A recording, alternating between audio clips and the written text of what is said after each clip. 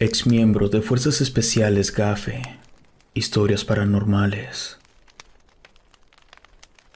Nací en 1959 en un pueblito cerca de la ciudad de Chihuahua. Mis padres eran pobres. Fui el más chico de 7 hijos. Mi abuelo estuvo en las filas de Pancho Villa, así que mi padre creció bajo una educación muy ruda y llena de idealismos patriotas. Esa misma educación fue la que yo recibí de mi padre. Fue por eso que en 1977 me uní al ejército. La primera avanzada importante en la que participé ocurrió en febrero del 83. Mi pelotón fue enviado a la frontera sur a frenar una avanzada armada proveniente de Guatemala. Posiblemente frenamos una tentativa de invasión. Más o menos por esas fechas, las cosas se estaban poniendo de color hormiga con el crimen organizado, tanto que la DEA tenía elementos trabajando en territorio mexicano. También se estaba corriendo el rumor de que sería creado un grupo que contaría con una selección de los mejores activos. En 1984 me tocó participar en la destrucción de zonas de siembra y también estuve en algunos enfrentamientos en Jalisco. Se acercaba el Mundial del 86 y México tenía que dar buena imagen ante el mundo. Pero un año antes del Mundial, un agente de la DEA fue eliminado salvajemente por el crimen organizado. Fue entonces que el gobierno de Estados Unidos exigió que el gobierno mexicano tuviera listo un cuerpo de élite, tanto para combatir con eficacia al crimen organizado, como también para que este cuerpo de élite tuviera el control de la logística y la seguridad del Mundial de Fútbol.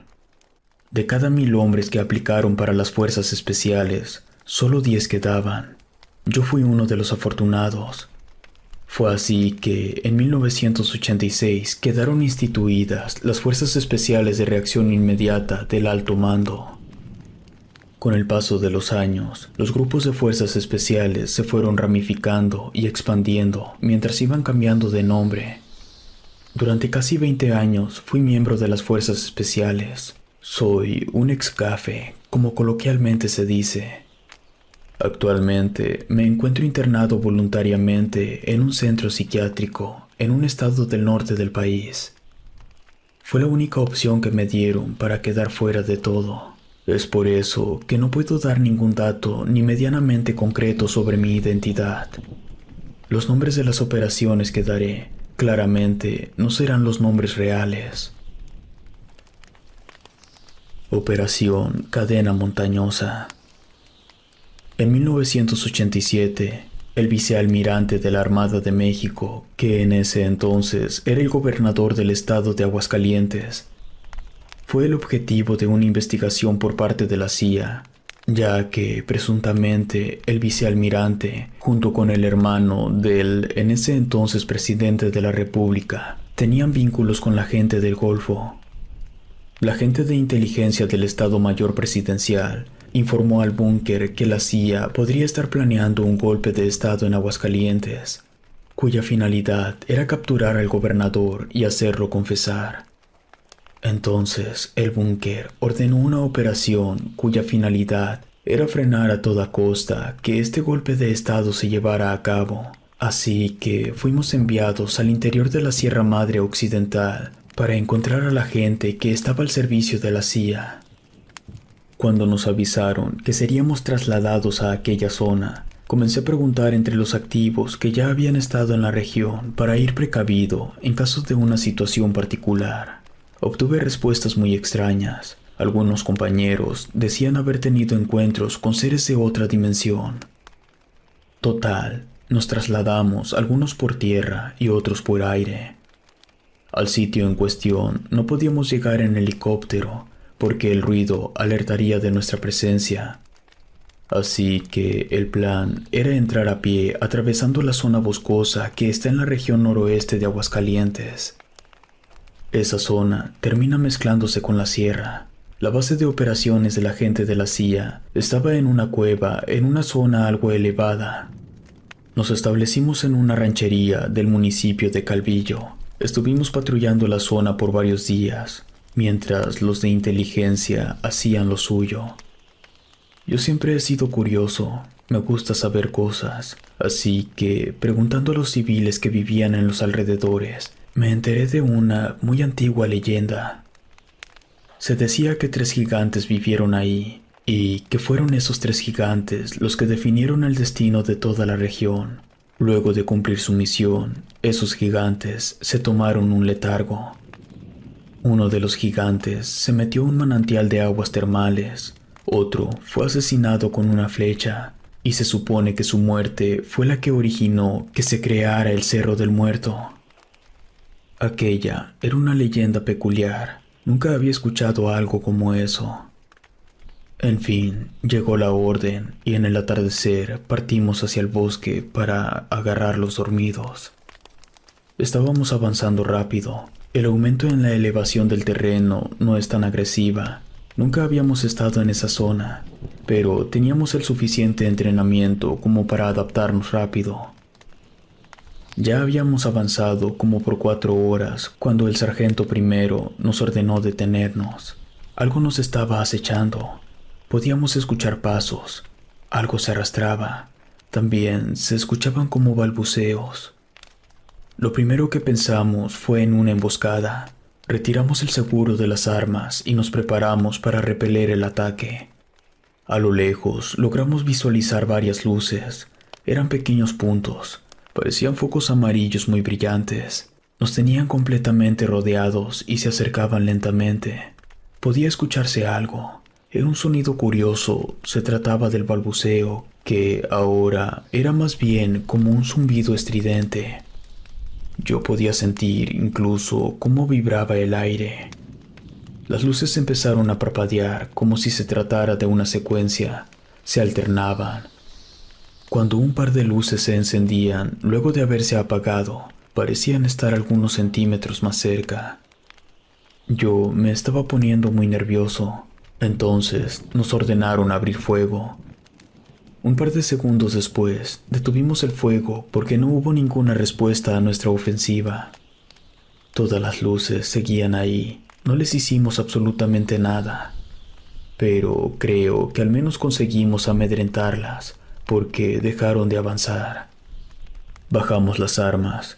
Nos quedamos quietos, completamente confundidos ante lo que estábamos presenciando. Las luces comenzaron a retroceder lentamente hasta desaparecer.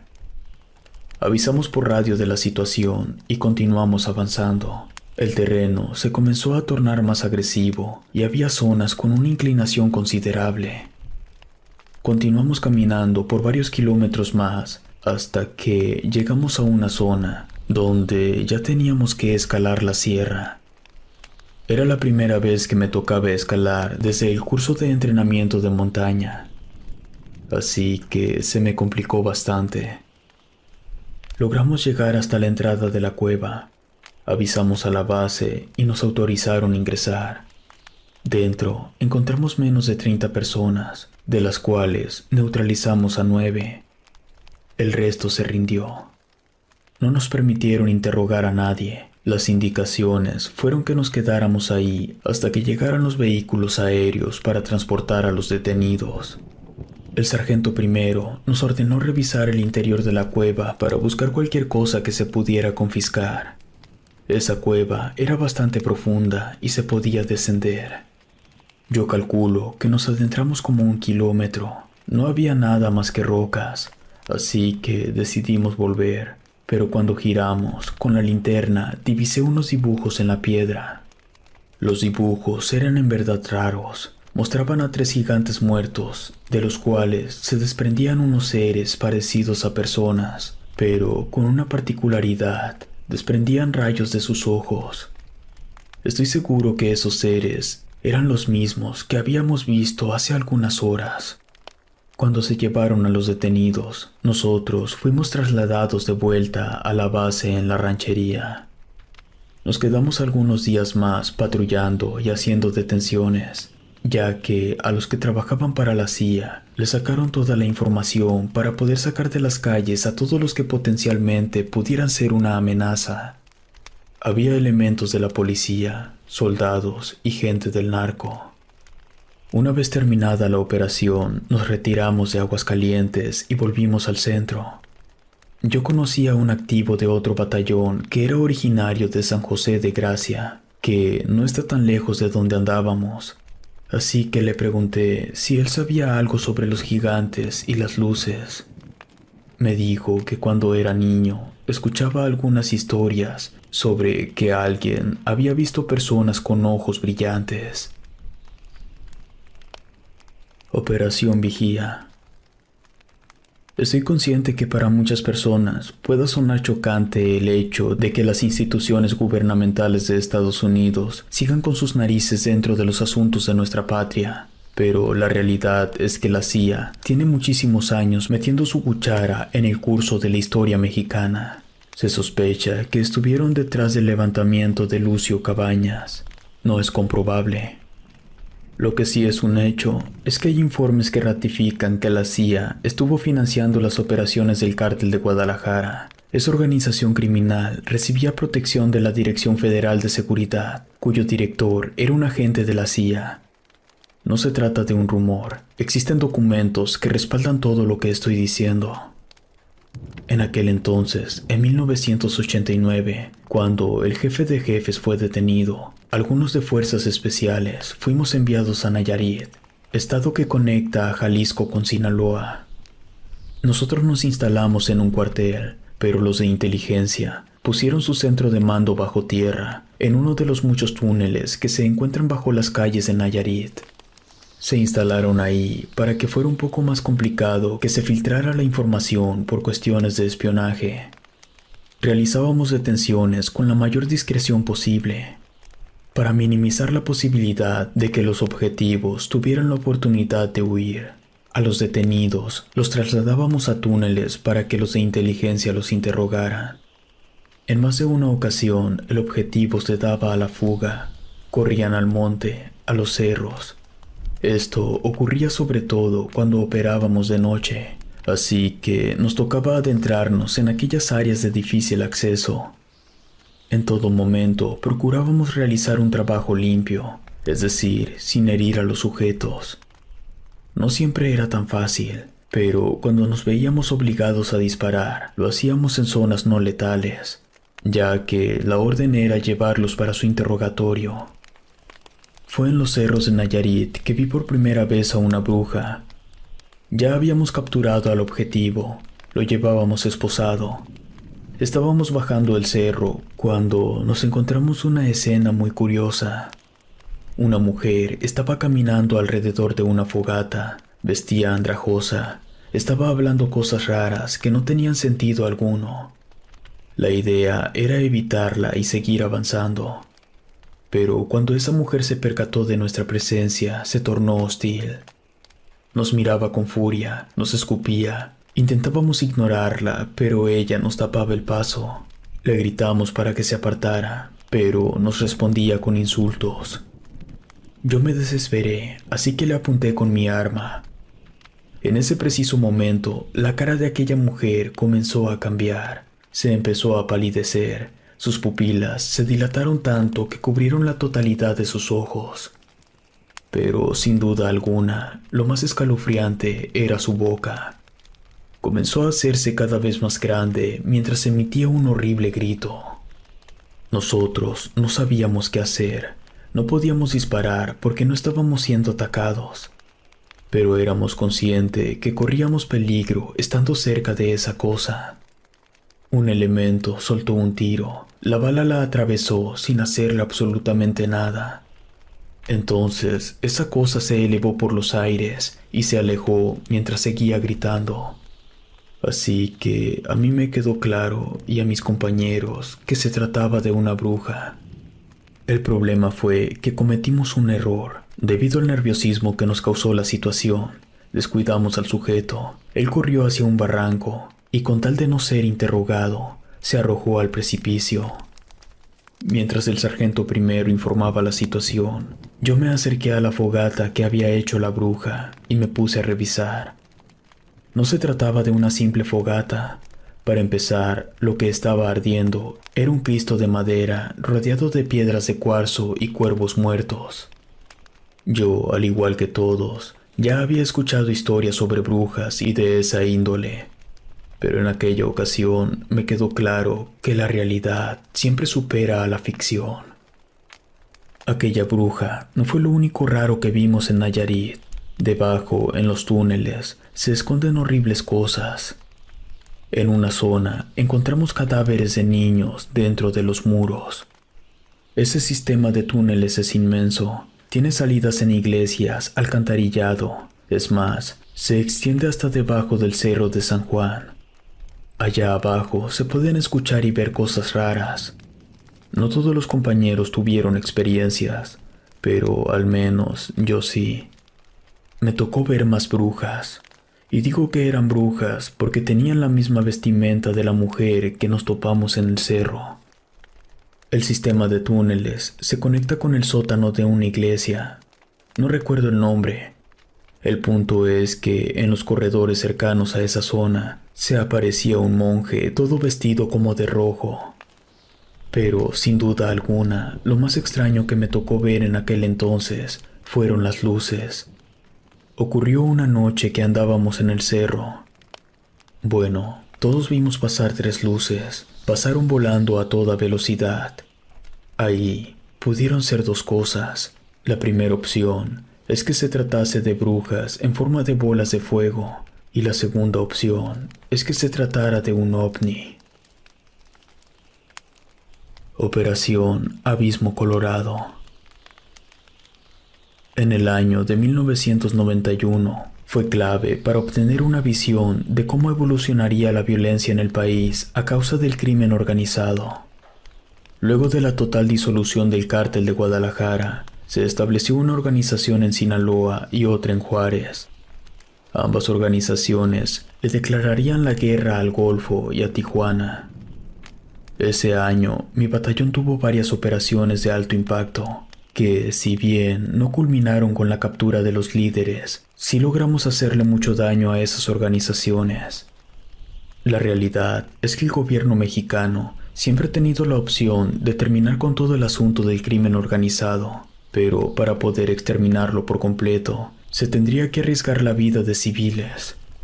Es por eso que, desde aquellos años, se actuaba con cautela, poco a poco debilitando sus estructuras. En ese año también había mucha presencia de los colombianos, tanto los de Medellín como los de Cali. Hacían negocios con Juárez, pero nosotros con quien más nos enfrentamos fueron con los de Tijuana, que tenían al frente a 2 hermanos.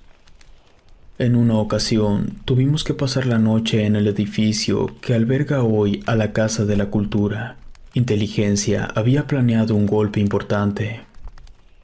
Resulta que temprano por la mañana, algunas camionetas de la gente de Tijuana iba a pasar frente a ese edificio. Entonces, el punto era ya estar ahí esperándolos para cerrarles el paso y neutralizarlos a todos. Durante la noche, nos turnamos en 2 guardias de 2 horas. Ese corto lapso de tiempo estuvo muy cargado de actividad de carácter anormal. Lo primero que escuché fue un piano.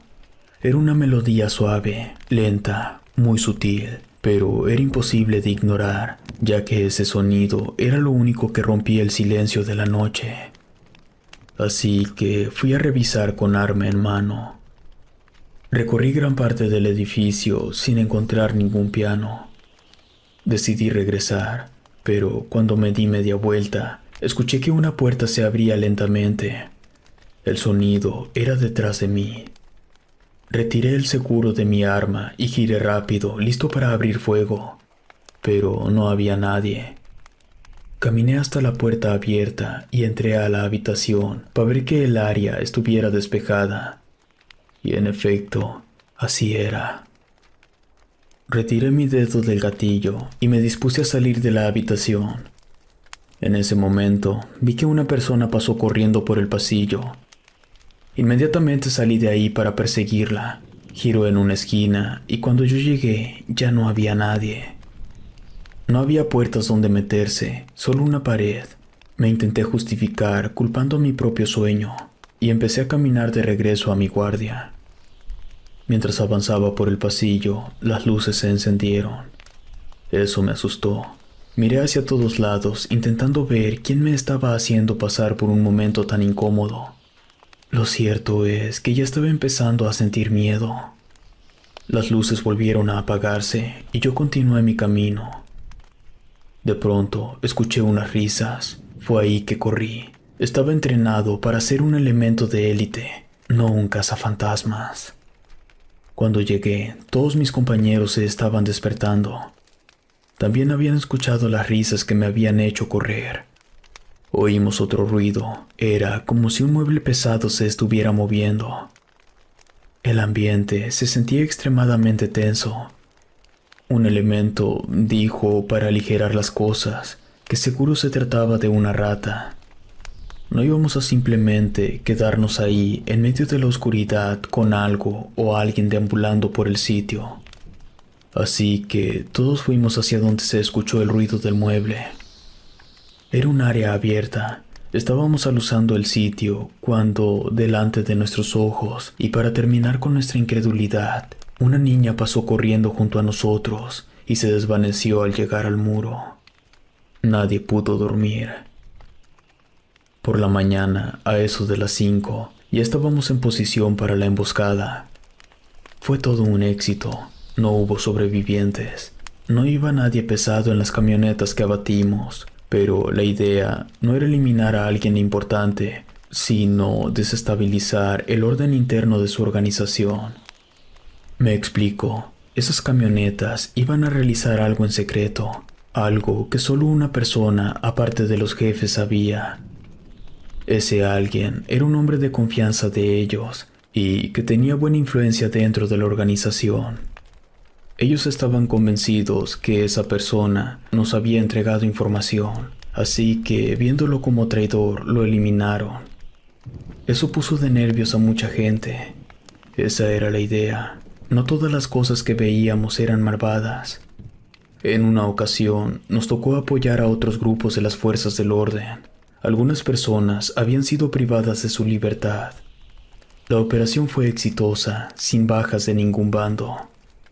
Una de las personas que rescatamos era un anciano perteneciente a los Pai Pai. El viejo, como agradecimiento, nos hizo un ritual para ponernos un manto de protección. Operación QR. En diciembre de 1993, una herida de arma de fuego terminó con la vida de Escobar. Eso ocasionó que uno de los antiguos socios del jefe de jefes se posicionara como el principal proveedor de oro blanco de todo el mundo. Así fue que Juárez se convirtió en la segunda organización más fuerte dentro del mundo de las sustancias, solo superados por la DEA. Los de Juárez se establecieron firmemente gracias a la fuerte inversión que hacían en sobornos, cerca de $8 millones al mes. Otro factor que ayudó al fortalecimiento de las filas de Juárez fue el Tratado de Libre Comercio de 1994, ya que, gracias al tratado, abrieron muchas fábricas en la región. Estando ahí, las exportaciones serían menos costosas. Este hecho disparó la llegada de foráneos. Llegaban de todas partes del país y del extranjero. La cuestión fue que llegaron demasiados, y a pesar de haber tenido tanta fábrica, no todos lograban conseguir trabajo. Algunos se regresaban, pero muchos otros eran reclutados por el cártel. Por si eso no fuera suficiente, los crímenes mortales realizados en contra de las mujeres de las maquiladoras se encontraban en un punto vergonzoso. Fue la cantidad incontrolable de violencia lo que hizo que nos enviaran a la ciudad. Era una cloaca de asesinos, ladrones y narcos. Era tanta la inseguridad que hasta los civiles andaban armados. La gente se agarraba a tiros a la menor provocación. Aquello, literalmente, parecía una ciudad sin ley. Los de inteligencia tenían información sobre sectas, presumiblemente satánicas, que utilizaban a mujeres como sacrificios en rituales de iniciación. También se sabía que había gente de Europa del Este involucrada en el grave asunto de las muertas de Juárez. Los europeos les pagaban al cártel para que realizaran videos. Había tanta gente involucrada que hasta los de inteligencia la tenían difícil para obtener información confiable. Por dar un ejemplo, el sindicato de taxistas estaba coluido con el cártel. Ellos ofrecían armas y sustancias a los foráneos. En una ocasión, allá por el kilómetro 20, cerca de la glorieta, estábamos esperando un camión que pasaría por ahí. Minutos después llegó el camión, lo abordamos. Dentro había 50 mujeres de entre 15 y 20 años. Luego de interrogar al conductor, le dimos baja. El alto mando sabía que sería imposible hacer trabajos limpios ahí en Juárez y nos dio carta abierta. Claro que si alguien preguntaba, ellos no nos habían dicho nada. El sargento primero y otro elemento llevaron el camión a nuestra base, mientras nosotros íbamos detrás. A las mujeres al día siguiente fueron llevadas de regreso. No hubo investigación alguna.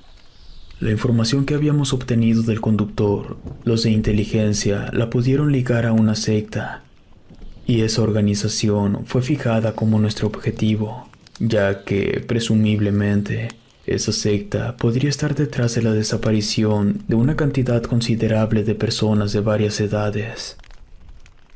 Fuimos a reventar la casa donde la secta llevaba a cabo sus operaciones. Neutralizamos al menos a 10 personas. Todos estaban armados. Revisando el sitio, encontramos cosas muy oscuras. Para empezar, la casa era un asco. No había orden, todo estaba sucio. Había jaulas, cabezas de cabras, tenían congeladores con restos humanos. Siendo honesto, parecía que el mismo Lucifer vivía en aquel sitio. En un cuarto había un altar con una gigantesca cruz negra hecha de una piedra rara. Parecía como cuarzo, quizá obsidiana, no estoy muy estudiado en esos temas.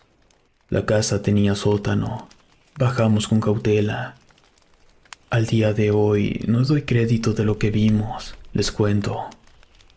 Encontramos a una persona que traía extrañas vestimentas, como si fuera un sacerdote, pero usaba máscara. Una inquietante y desconcertante máscara con una sonrisa malvada. Estaba sobre una lápida en posición de loto. Alrededor de él había niñas sentadas en el suelo.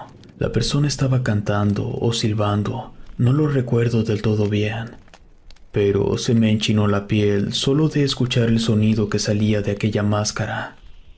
El punto es que le ordenamos a la persona tirarse al suelo, pero nos ignoraba. Insistimos, pero nada.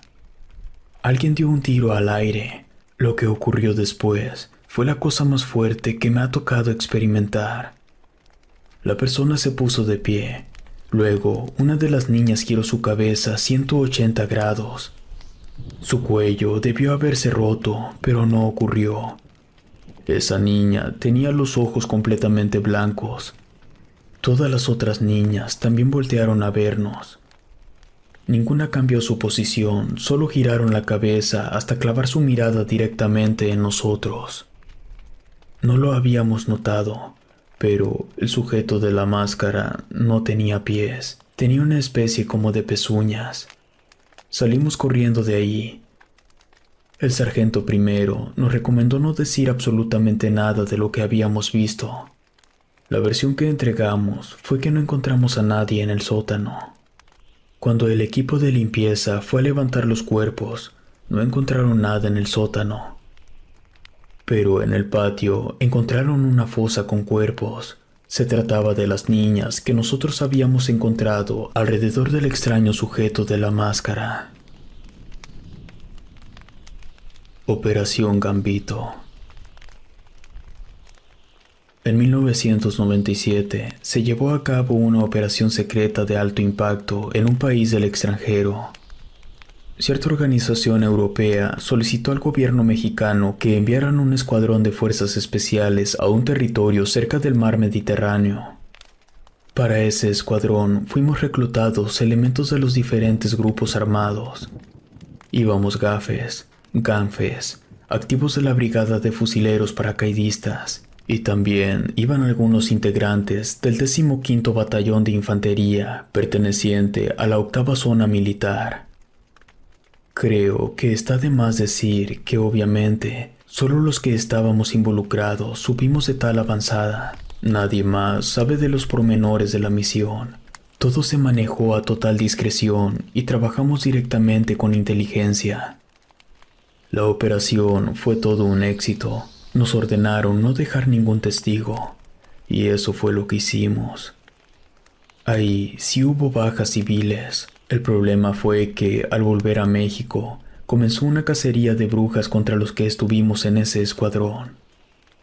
Resulta que cuando nos dijeron que no querían ningún testigo, eso nos incluía a nosotros. Es decir, el gobierno nos envía a liquidar, interviniendo en un territorio soberano que no tiene conflictos con México. Hacemos lo que se nos ordena sin cuestionar, y luego no solo nos dan la espalda, sino que es el mismo gobierno el que empieza a eliminarnos. Esa traición del gobierno fue lo que ocasionó que aquellos que lograron evitar ser asesinados desertaran para crear el brazo armado de la gente del Golfo.